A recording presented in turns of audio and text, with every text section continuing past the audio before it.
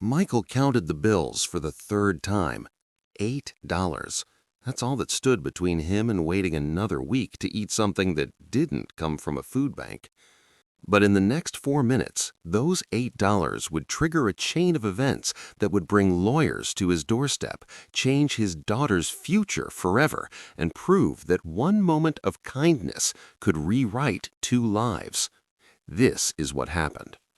November 14th started like every other brutal morning for Michael Torres, single dad, factory worker on reduced hours, and today, for the first time in 6 weeks, he'd saved enough to buy breakfast that wasn't instant oatmeal. The waitress set down the plate, 2 eggs, toast, bacon, coffee, $8 exactly. His daughter Emma was at school. Nobody knew he was here. This was his one small victory in a year of losses. Then the door crashed open. The woman who stumbled through that door wasn't just wet from the rain. She was hollowed out, eyes that had seen something no one should see, the kind of desperation that makes people invisible because it's too uncomfortable to witness. She collapsed into a booth near the restrooms, didn't order, just sat there, shaking, staring at nothing. Michael had seen that look before, in the mirror, 2 years ago, when Emma's mother left and the bills stacked up so high he couldn't see over them. The eggs were getting cold, his stomach was eating itself, but he kept seeing her hands, trembling just like his wallet had trembled that morning when he counted those $8 for the third time. He stood up before he could talk himself out of it. "Excuse me," Michael said. The woman flinched like he'd struck her. "I ordered too much. Would you help me out?"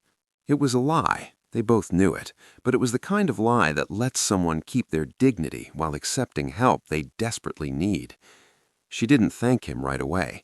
She just stared at the plate like it might disappear. Then she ate like someone who'd forgotten what food tasted like. Not hungry, starving. Not just for food, for proof that the world still had people in it. When she finally spoke, her voice was barely there. Why? Michael thought about Emma, about the night she'd found him crying over unpaid bills, and said, "It's okay, Daddy, we can be poor together." "Because someone was kind to me once, when I needed it most." She nodded slowly, and then she did something strange. She pulled out an old camera from her coat, the only thing she seemed to own, and took a single photo, not of the food, of Michael's hands, scarred, calloused, giving. "Thank you," she whispered. Then she was gone. 3 weeks passed. Michael forgot about her, or tried to. But sometimes, late at night, he wondered if she was okay, if she'd found shelter, if she was even still alive. Then, on a Tuesday morning, the letter arrived. Heavy paper, embossed letterhead, the kind of envelope that either contains the best news of your life or destroys it completely. Michael's hands started shaking. Lawyers didn't write to people like him unless something was very, very wrong. An accident he'd witnessed? A lawsuit? Had something happened to... "Mr. Torres, your immediate presence is required regarding the estate and intentions of Miss Catherine Brennan. This matter is urgent and concerns your actions on November 14th. November 14th, the woman, the breakfast. His stomach dropped. Now, before I tell you what happened when Michael walked into that law office, and I promise you what happened next will leave you stunned, I need you to understand something about Catherine Brennan. Because who she really was changes everything about this story. If you believe in moments that prove kindness still matters, take a second to like this video. Your support helps us share more true stories that restore faith in humanity. The law office looked like something from a movie, all glass and steel and people in suits that cost more than Michael made in 6 months. He sat in a conference room overlooking the city, feeling like an imposter, wondering if this was some kind of mistake. Then 3 attorneys entered, and one of them looked familiar. "Mr. Torres, I'm going to ask you something important. Do you remember the woman you helped on November 14th? "Yes," Michael said carefully. Is she okay?" The attorney closest to the window turned around, and Michael's heart stopped. It was her, the woman from the diner, but transformed, healthy, strong, present. "Hello, Michael," she said.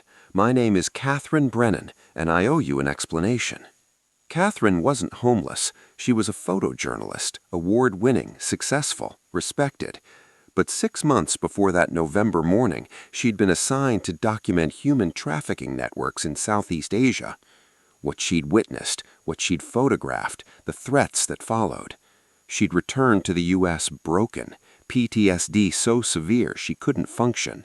She'd pushed away family, friends, her career, everyone who tried to help, because she didn't believe in help anymore, didn't believe in kindness, didn't believe people were capable of goodness without wanting something in return. "So I ran," Catherine said. "I gave away my phone, my wallet. I wanted to disappear, to prove to myself that the world really was as dark as I'd seen it. Then you gave me my breakfast. You didn't ask questions, didn't want recognition, didn't take a photo for social media. You just helped, and you looked almost as desperate as I felt." She pulled out the camera, the same old camera from that day. "I took one photo in that diner of your hands giving away food you clearly needed yourself. And that night I looked at it for hours, and I thought, if someone that broken can still choose kindness, maybe the world isn't lost. Maybe I'm not lost." Michael's eyes were burning. "I don't understand. Why am I here?" Catherine smiled, the first real smile she's seen from her. "Because that photo became the title image for my recovery memoir, Hands That Give. It's been on the bestseller list for 2 weeks, and every penny, every single penny from those sales is going into a foundation." The attorney slid papers across the table. "The Torres Brennan Foundation for Single Parents, starting with a $50,000 grant for you, for Emma, for the life you deserve but haven't been able to build." Michael couldn't speak, couldn't breathe. "And Michael, you're going to be on the board, because I need someone who understands what it means to give when you have nothing left to give." 6 months later, Michael still works at the factory, by choice, because he likes the work, and now he doesn't have to choose between feeding Emma and fixing the car. Emma got the tutoring she needed. Michael got the surgery he'd been putting off for 3 years. They moved to a place with a yard. And every month, Michael meets with Catherine and the foundation board to give other parents the same chance she gave him. The truth is, we'll never know which moment of kindness will change a life, which $8, which meal, which gentle word to a stranger who's drowning. Michael didn't give his breakfast because he expected anything back. He gave it because he remembered what it felt like to be desperate. And Catherine didn't create a foundation because she owed a debt.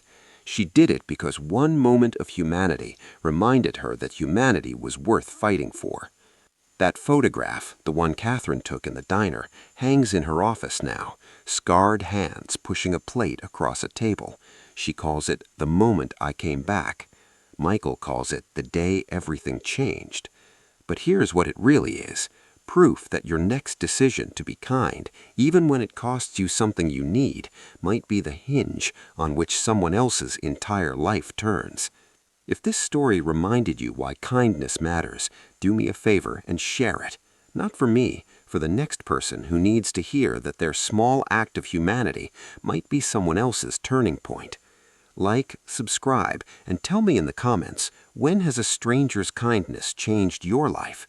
Let's prove Catherine was right. The world isn't lost. See you in the next story.